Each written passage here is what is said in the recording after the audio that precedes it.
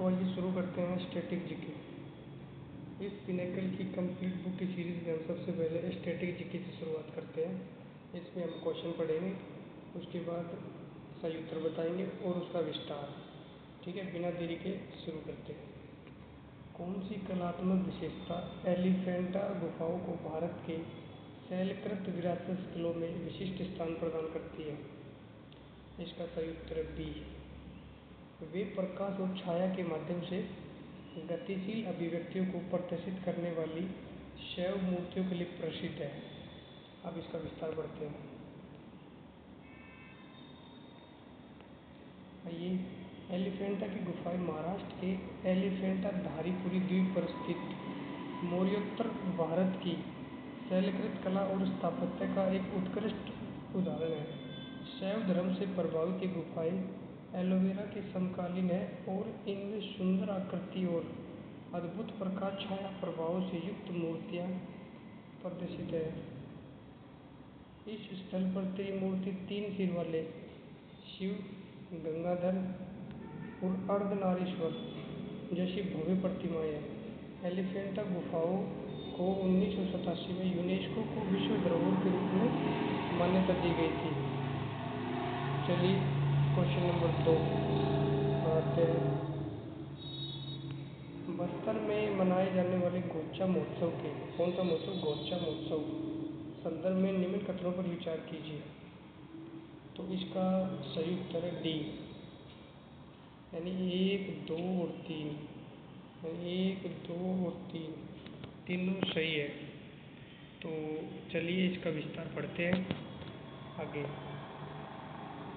आप इन क्वेश्चंस को रोक रोक कर नोट्स बना लेना और फिर आराम से बैठ के पढ़ना।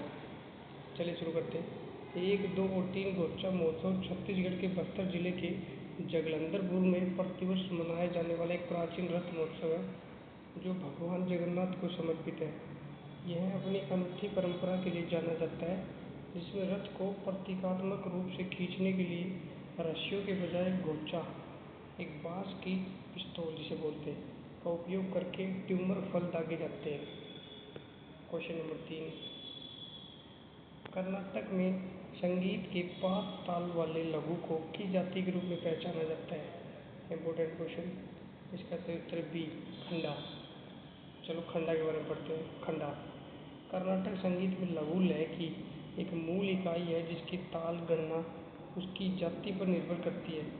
लघु तालों के आधार पर क्या कह रहा है ये कि लघु तालों के आधार पर, चलो आगे बढ़ते हैं। जाति कई प्रकार की बताई गई है, तो सुनिए। जैसे तीसरा जाति के 3 ताल है, चतुरा जाति के 4 ताल है, खंडा जाति के 5 ताल है और मिश्रा जाति के 7 ताल है। Question number 4। निम्नलिखित में से कौन सा कथन जूडो के इतिहास और विकास का सबसे अच्छा वर्णन करता है? इसका सही उत्तर है ए। जूडो की मार्शल आर्ट का विकास 1882 में जापान में जिगोरो कानो द्वारा किया गया था। इसका थोड़ा विस्तार पढ़ते हैं जिगोरो कानो के बारे में। चलिए, जूडो एक आधुनिक जापानी मार्शल आर्ट है और युद्ध खेल है जो सशस्त्र तकनीकों पर जोर देता है। इसकी स्थापना 1882 में जापान में जिगोरो कानो ने की थी। जूडो ने 1964 में टोक्यो ओलंपिक में अपनी ओलंपिक शुरुआत की। भारत में पहली राष्ट्रीय जूडो चैंपियनशिप 1966 में हैदराबाद में आयोजित की गई थी। कल्पना देवी एक उल्लेखनीय भारतीय जूडो खिलाड़ी है जिन्होंने एशियाई और राष्ट्रमंडल आयोजनों में पदक जीते हैं, एकमात्र है ये। Question number 5। चलिए, ये टीचर्स के क्वेश्चन है, आपको काफ़ी टफ क्वेश्चन मिलेंगे, इनको डेली पढ़िए आप।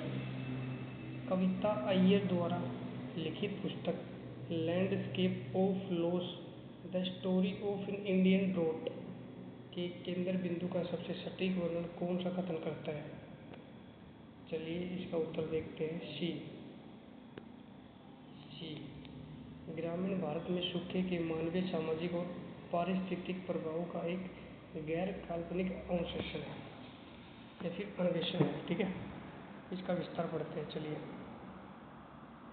इनके नोट्स बना लेना आप। Landscape of loss, the story of an Indian drought Kavita Iyer द्वारा लिखित एक गैर काल्पनिक कृति है जो महाराष्ट्र के मराठावाड़ा क्षेत्र से प्रभावित करने वाले गंभीर सूखे का विस्तृत विवरण देती है। यह पुस्तक लंबे समय तक पानी की कमी के सामाजिक, आर्थिक और पारिस्थितिक परिणामों की गहन जांच प्रदान करती है, जिसमें किसानों, दलितों, भूमिहीन मजदूरों, विधवाओं और बच्चों जैसे वंचित समुदायों के संघर्षों पर प्रकाश डाला गया है। बिना देरी हुए क्वेश्चन नंबर 6 पर चलते हैं। इसरो ने मानव rated LVM-3 bracket start HLVM-3 bracket बंद मिशन के संदर्भ में क्रू एस्केप सिस्टम, जैसे CES बोलते हैं, मुख्य रूप से क्या सुनिश्चित करता है? तो चलिए इसका आंसर देखते हैं। इसका आंसर B है। तो इसका विस्तार काफ़ी लंबा है, तो पढ़िए। गगनयान परियोजना में मानव अंतरिक्ष उड़ान क्षमता का प्रदर्शन करने की परिकल्पना की गई है। इसके तहत 3 सदस्यों के एक चालक दल को 3 दिवसीय मिशन के लिए 400 किलोमीटर की कक्षा में लॉन्च किया जाएगा और भारतीय समुद्री जल में उतारकर उन्हें सुरक्षित रूप से पृथ्वी पर वापस लाया जाएगा। मानव रेटेड LVM-3 रॉकेट, जो इसरो का एक सुप्रसिद्ध और विश्वसनीय हैवी लिफ्ट लॉन्चर है, को गगनयान मिशन के लिए प्रक्षेपण यान के रूप में चुना गया है।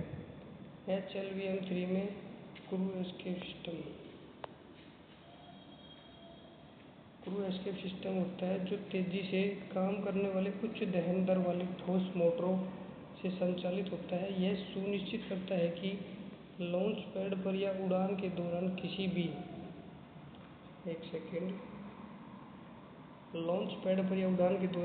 भी आपात की स्थिति में क्रू मॉड्यूल को चालक दल सहित एक सुरक्षित दूरी पर ले जाया जाए।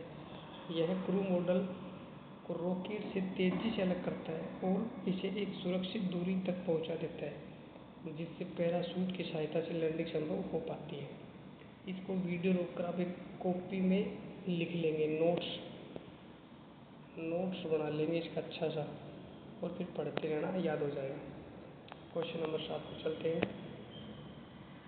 निम्न कथनों को पढ़ें और सही विकल्प चुनें। कथन ए, एक राष्ट्र एक राशन कार्ड योजना लाभार्थियों को भारत भर में किसी भी उचित मूल्य की दुकान से सब्सिडी वाले खाद्यान्न प्राप्त करने में सक्षम बनाती है। कारण आर, यह राशन की दुकानों पर आधार आधारित बायोमेट्रिक प्रमाणीकरण के उपयोग के माध्यम से संभव हुआ। चलो देखते हैं। इसका उत्तर है ए और आर दोनों सत्य हैं और आर एक की सही स्पष्टीकरण है, यानी कि जो आर है ना, ये ए की सही व्याख्या करता है। तो इसका विस्तार पढ़ लेते हैं कि विस्तार क्या कहता है। One nation one ration card योजना लाभार्थियों को भारत भर में किसी भी उचित मूल्य की दुकान से अपने रियायती खाद्य अनाज तक पहुंचने की अनुमति देती है, जिससे पोर्टेबिलिटी सुनिश्चित होती है। यह योजना लाभार्थियों की पहचान को सत्यापित करने के लिए आधार सक्षम, यानी कि आधार कार्ड और बायोमेट्रिक पर निर्भर है, जिसमें दोहरा या धोखाधड़ी के बिना पोर्टेबिलिटी संभव हो जाती है। राष्ट्रीय खाद्य सुरक्षा 2013 का हिस्सा है। यह प्रवासन अनुकूल खाद्य सुरक्षा को सुविधाजनक बनाता है, विशेष रूप से प्रवासी श्रमिकों के लिए। बायोमेट्रिक प्रमाणीकरण से फर्जी लाभार्थियों की संख्या कम हो जाती है, यानी जिसका आधार कार्ड नहीं है उसका बायोमेट्रिक नहीं होगा। और यह सुनिश्चित होता है कि सब्सिडी वाला खाद्यान्न इच्छित व्यक्ति तक पहुँचे। ठीक है।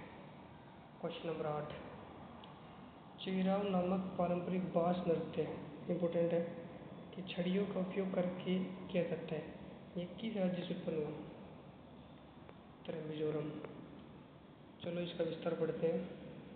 मिजोरम, चेराव मिजोरम का एक सेकेंड, नेक्स्ट स्लाइड पर चलते हैं हमारी।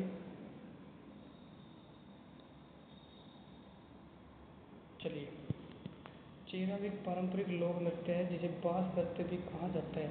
इस नृत्य में बाँस के डंडों को तालबद्ध पैटर्न में जमीन पर ताली बजाकर और टैप करके बजाया जाता है, जबकि नर्तकी चलती हुई बाँस की छड़ियों के बीच शालीनता से कदम रखते हैं। मिजोरम के अन्य नृत्य खुल्लाम, सरलाई, सोलाकिया, चेल्लम, चोंगलाइजवन, झेलम, तल्लांगम और जंग तालम है। ठीक है, अब आगे की नेक्स्ट क्लास। धन्यवाद।